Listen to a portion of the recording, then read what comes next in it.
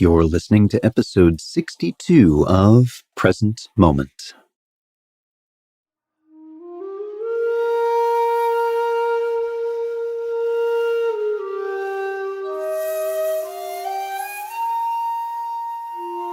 Welcome to Present Moment, Mindfulness, Practice, and Science.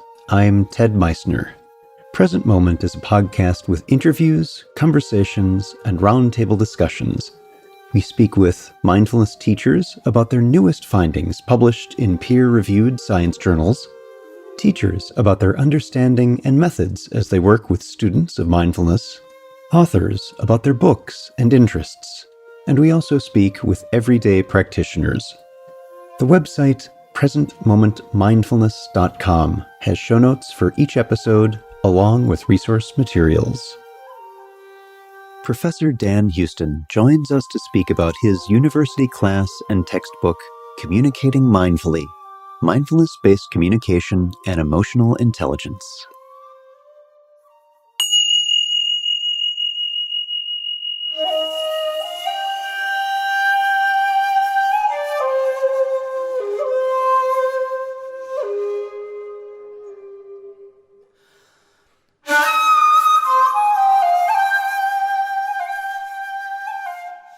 In your meditation practice, you may have noticed how much internal dialogue is happening, moment by moment, distracting you from just being present with your experience. That's our default mode, thinking and perhaps doing rather than being.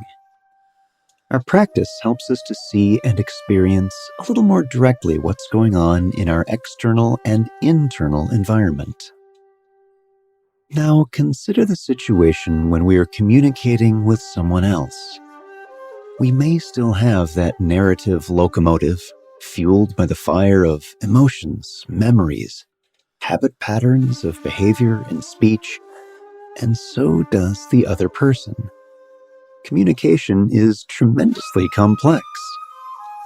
What would it be like if our mindfulness practice helped raise our awareness of that complexity and gave us a little space to respond rather than react in communications? As a professor in the English department at NHTI, Concord's Community College, Dan Huston has been incorporating mindfulness, meditation, and emotional intelligence into his communication curriculum for over 15 years. He was awarded NHTI's 2008 Chancellor's Award for Teaching Excellence and has received training at the Center for Mindfulness in Medicine, Healthcare, and Society at the University of Massachusetts Medical School.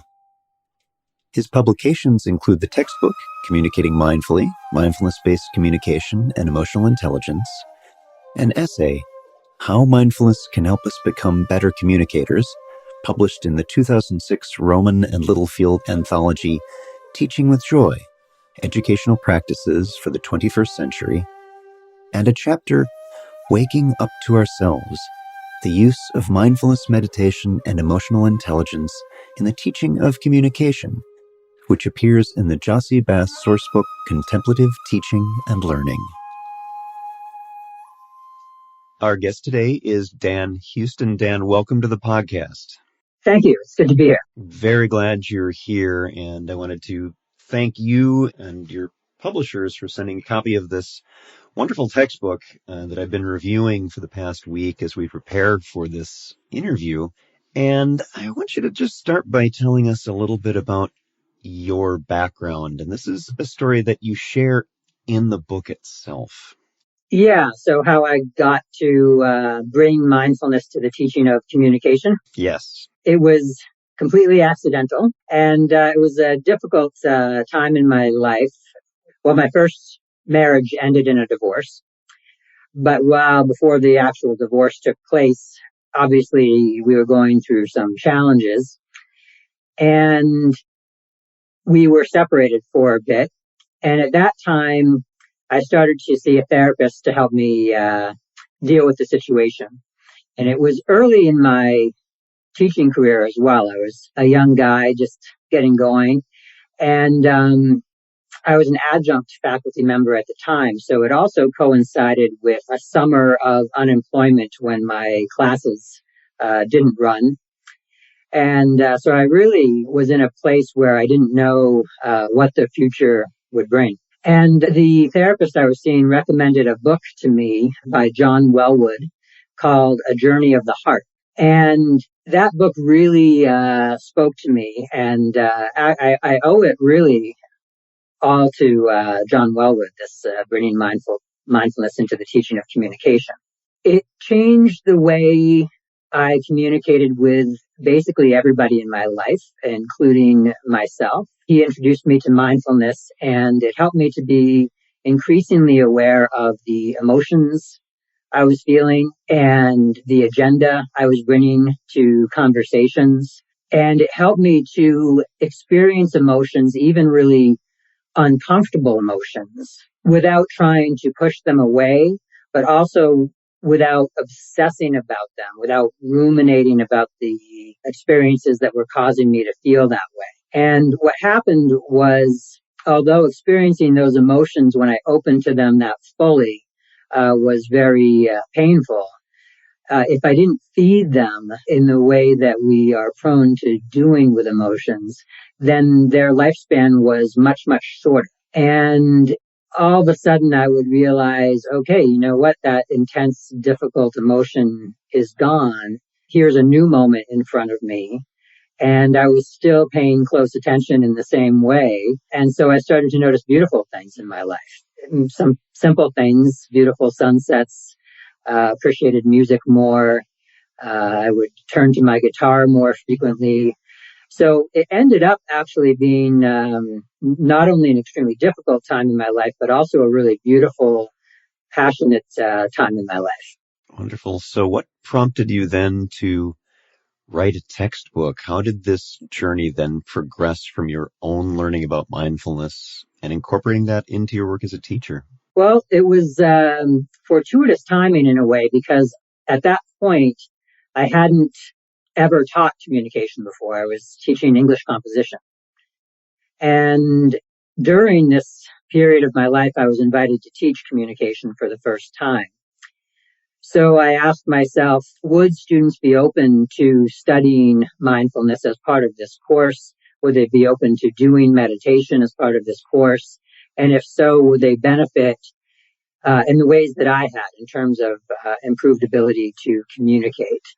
So I gave it a shot, just a little bit, introduced them to it just a little bit, but they were receptive, even if they were skeptical at first, and had all kinds of positive results from it. So I just kept going with it. And every time I taught the course, I would do a little bit more. These days, or for quite a while now, publishers will allow teachers to customize their textbooks. So you can say, you know, I really like such and such a textbook that you published, but I don't much care for chapter 2, or it doesn't relate to what I'm doing. So would you, I want chapters 5, 8, and 13 published together. And you could also insert your own material in there as well. So there were certain sections of the textbook that we were using to teach communication, a textbook called Communicate by Vertebra and Vertebra, that naturally lent themselves to what I was doing with the teaching of mindfulness. So I asked the publisher if they would bundle those chapters together, and I gave them some of my own writing to insert in between that would explain to students how those chapters related to the mindful communication portion of the class. And over time, it became clear that students really appreciated the chapters that I included in between the chapters. And they found them pretty engaging. I think a lot of that had to do with the anecdotes that were included, my personal experience, as well as some students. Basically, those sections just grew and grew and grew until the book was more mine than Vertebra and Vertebra. So although there are still elements from Vertebra and Vertebra as well as other authors, now there are more pieces of research that I include and cite in the book. So let's chat for just a moment about Vertebra and Vertebra and who they are. Well, that's an interesting question. I haven't done much research into them. That textbook is extremely popular. It's used across the country. They include a lot of very practical pieces of information that, in my mind, lent themselves naturally to the study of mindful communication. Things like hear a person out before you react is one of the suggestions that they make for effective communication. And it plays right into what many people experience when they practice mindfulness, which is that you become more aware of your inner monologue, your self-talk. So as someone's speaking to you, very often we tune them out and we plan our response. Or we predict where we think they're going, and then we hear them say what we think they were going to say, and not in fact what they said.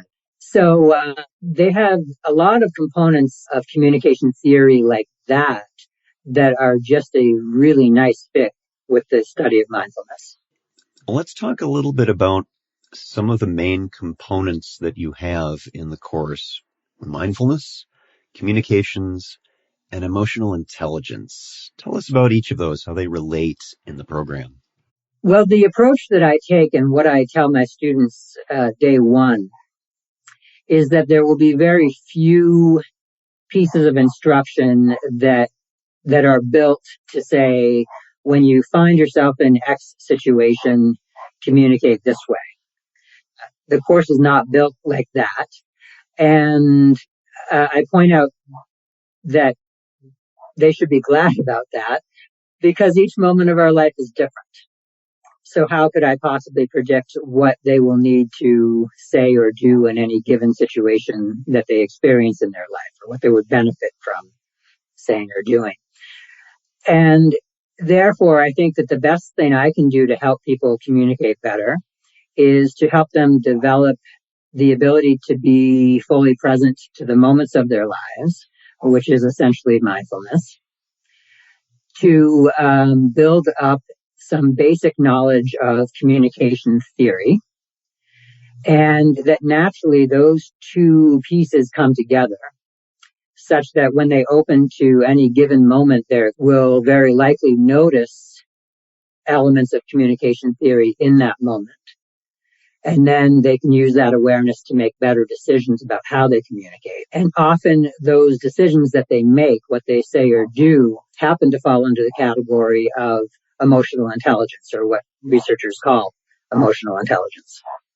Excellent. And you also include in the book the database of communication concepts. And I'm wondering if you could talk a little bit about what that is and what some of the sections are, because it shows that communications is a bit more complicated than most of us typically think of it is. Well, that's essentially a summary of the communication theory that we study in the course. And it includes conversation skills, listening skills, nonverbal behavior, assertive behavior versus aggressive or passive behavior. Those are the main components, and those are also the main chapters. But you're right that often communication is not something people think much about, which is kind of odd in a way, because we know, I mean, it's cliche to say it's all about communication, right? We realize how important communication is, yet we've all developed communication habits, and often we don't really notice what those habits are, notice whether or not they're productive, and take steps toward modifying them and improving them.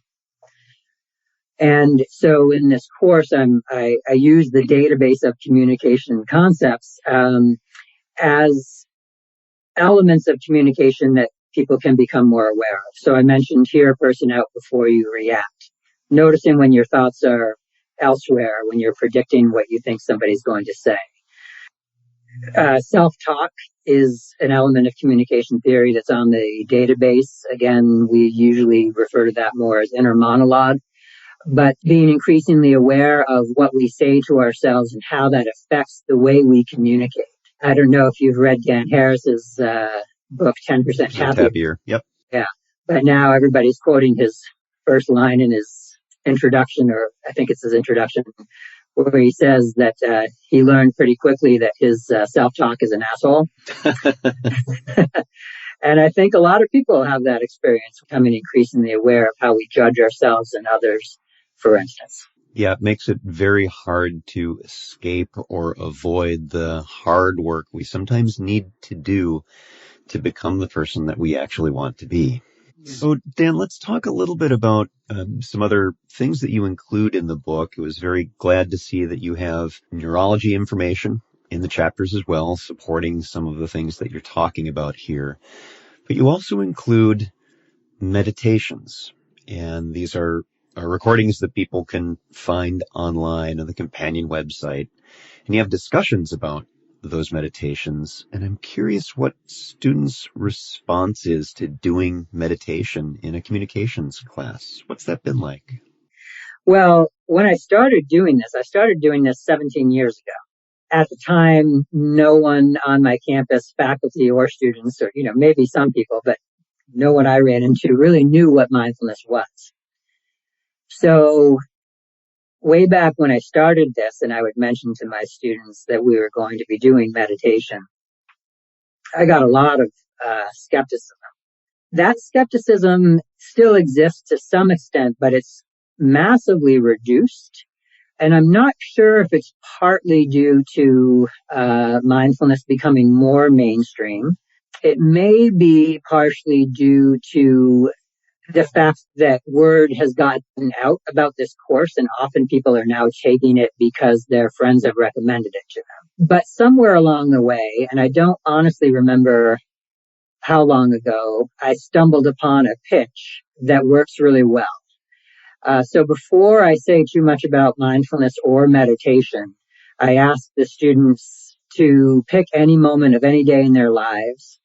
And I ask by a show of hands how many of them are either thinking about something that happened earlier that day or something they need to do later on.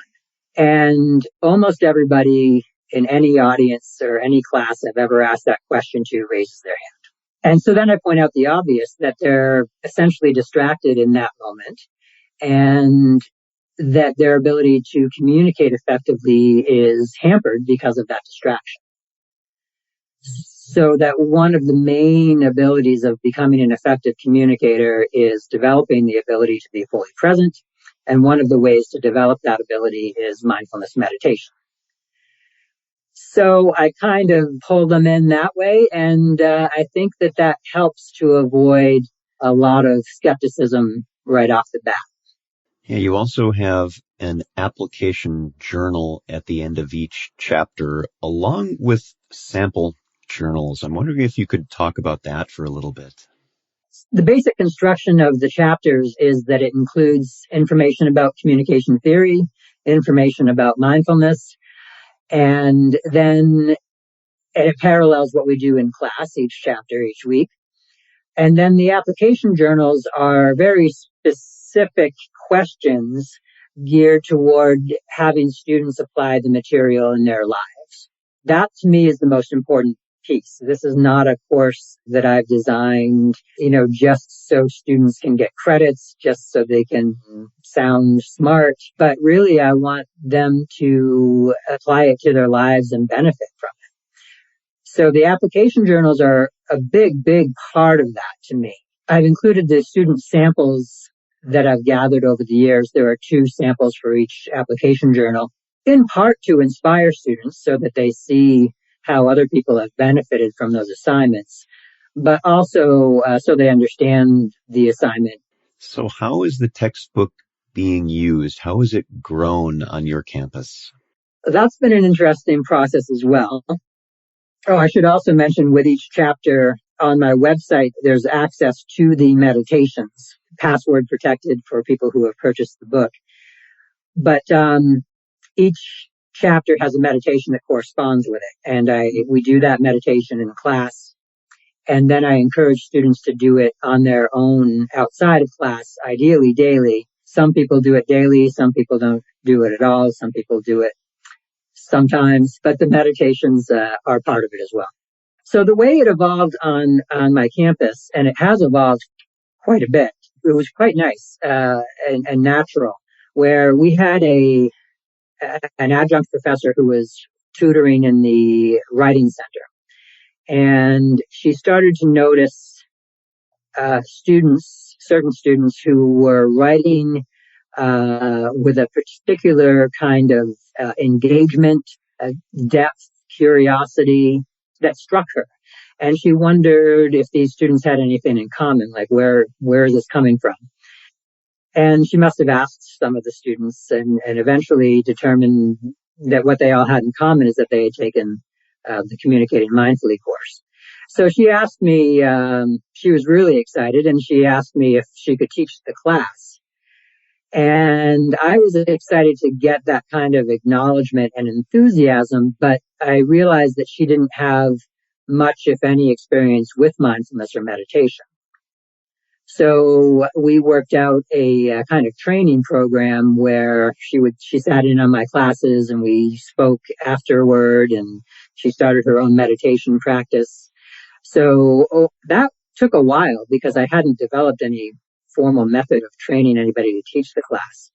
It took a year, maybe even 2 years. And eventually she taught the course. Then word got out and faculty started to inquire. And I don't remember exactly how this happened, but I started to offer a version of the course as professional development to faculty.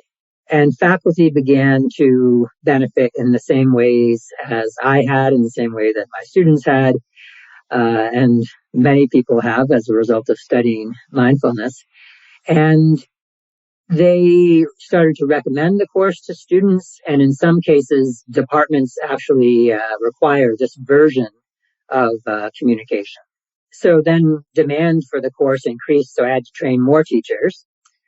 And we now offer, I think it's about 9 sections a semester, 20 students in each. So there's quite a demand. And I'm currently meeting each week with a group of faculty, most of whom have taken the course, studied the course, who are interested in expanding it even more, finding ways that we can basically support students to continue this work after they're done the course. We have designed a literature course that infuses mindfulness. I co-teach several internship courses for students who are about to graduate and they're doing their internships, and they take an internship course to help them succeed in their internship. Excellent. It's wonderful to hear about that growth from student to faculty and then faculty expansion and then again back to students as they make it required and want to see this, and especially continuing with their practice and looking at mechanisms and ways in which we can do that to support them so that at the end of the course, it's not just, okay, you're done and on your own, but you still have some support to continue with your practice. That's wonderful to hear. Yeah, thank you. Well, that's well summarized too. We did try that way back when one of my former students started a Facebook group for anybody who had taken or would take the class. And although there are a decent number of people in that group, it doesn't do as much as I would like. It doesn't feel as supportive as the course itself. So it's a great resource, but I'd like to do more. Glad to hear it. And Dan, is there anything else that you'd like to share with the listeners? Well, you've covered a lot of the basics. I think I've been doing some studies with Norm Farb and Eric Garland, and they're both really impressive researchers and thinkers and studiers of mindfulness. It was interesting to me in our first study. It was a controlled study. We were looking at whether or not the course was effective in teaching mindfulness, A, and also if it helped people to reappraise stressful situations. What we found, one of the differences between the mindfulness group and the control group that we found, was that the control group in stressful situations appeared to be prone to shifting blame from themselves to others. And the mindfulness group had no shift in blame in their reappraisal of stressful events. Their reappraisal was characterized instead by an increased ability to identify and express emotions. And that seemed to fit for me. It seemed like it was impressive to me that the instruments could pick up on that, to me, what seemed like a kind of nuance, because blame hadn't been anything that I was deliberately focusing on or thinking about. But now when I pay attention to stressful situations and emotional reactivity and the potential for blame, I think it's a huge factor. Tremendous. Yes, it is. Hopefully we can get you and Norm and Eric to come onto the podcast and talk about that in a little more depth. That'd be great. And we're currently analyzing data from a second follow-up study too. So maybe we could combine that. Terrific. I always love to hear there's follow-up studies. Wonderful. Dan, what are some of the stories that you can share that have occurred over the years as you've been teaching the course? Maybe some inspiring or surprising ones? Yeah, well, it's always interesting to see how people run with the material. One of the things that I point out is that in some ways the outcomes of the course will be different for everyone, because as we become more aware of the inner workings of our mind, we discover unproductive habits that we have, and then we can work to modify them. My unproductive habits will be different than yours, etc. So each person makes their own discoveries. And I remember working with one student who was an older student and worked in the military. And one of the things that he discovered was that he had developed a habit of managing his kids in the same way that he managed people in the military branch where he was a supervisor. And it didn't work as well with his kids. He didn't go into a lot of detail about the exact ways that it wasn't working. But once he noticed what he was doing, and he adjusted his behavior, his relationship with his kids improved dramatically. His wife noticed how he was more warm and open with their children, and their relationship improved as well. And that example I like for a lot of reasons, but one is that it clearly shows how there are no absolute rules for how to communicate. So in one context, doing certain things might be perfectly appropriate and productive, and in another, not so much. One person who took the course not too long ago ended up getting engaged during the semester. And actually two people in that particular section of the course got engaged that semester. The other person didn't ever respond to me asking if she thought the course contributed to it. But one of the people who got engaged thought that the course really did. A lot of people find that their relationships improve in general. So whether that's with colleagues, classmates, teachers, husbands, siblings, friends. So she felt like her relationship improved with her fiance. He wasn't her fiance at the time, making their relationship even better to the point where he was inspired to propose to her. And that same student also credits the course with her getting a raise at work. The way the course contributed was not so much that it improved her work performance, but that it allowed her to express clearly when she was, I think, having her an annual review or something like that, the reasons that she felt like she deserved one. And she was able to stay calm and rational and not defensive, and just state her case clearly in a potentially emotional situation. So becoming engaged and getting a raise as a result of a college course is pretty good. And there are all kinds of other examples. Some of them obviously are in the application journal samples. One student, this was quite a few years ago now, but she was a very smart person and didn't realize it. So she discovered that she had really the ability to pursue her dreams, which she wanted to study. I think it was neuropsychology at Northeastern University. And she just hadn't thought that she had what it takes. But as a result of studying the material, she realized that she did, and right away applied, and during the semester was accepted, and she's doing really, really well. She graduated from that program. She's pursuing her master's degree and doing great.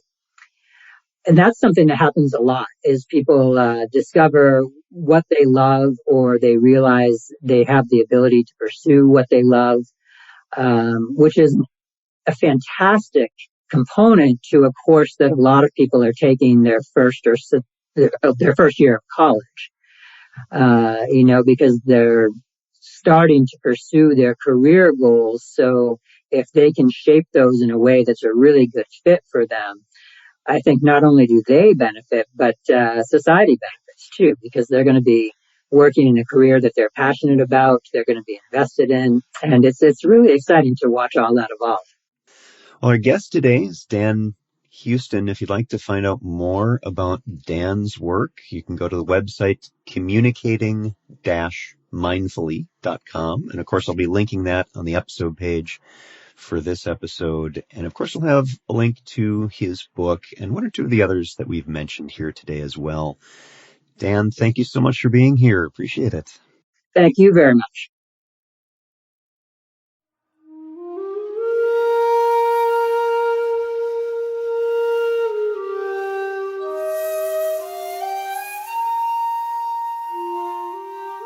Thanks for listening. If you'd like to learn more about something you've heard in today's podcast, please come visit the website at presentmomentmindfulness.com. You'll find an entire webpage devoted to this and every episode. You can comment on the episode page and find show notes and other helpful resources for your mindfulness practice. The shakuhachi music heard on Present Moment is used by permission and through the generosity of musician Rodrigo Rodriguez. His website is linked on the Present Moment website on the About Podcast Music page. Sound editing, mixing, and mastering provided by the generosity of Anthony Dominello of StructureFromSound.com. Until next time, remember, every moment you have a choice. Make it the best you can. See you next time on Present Moment.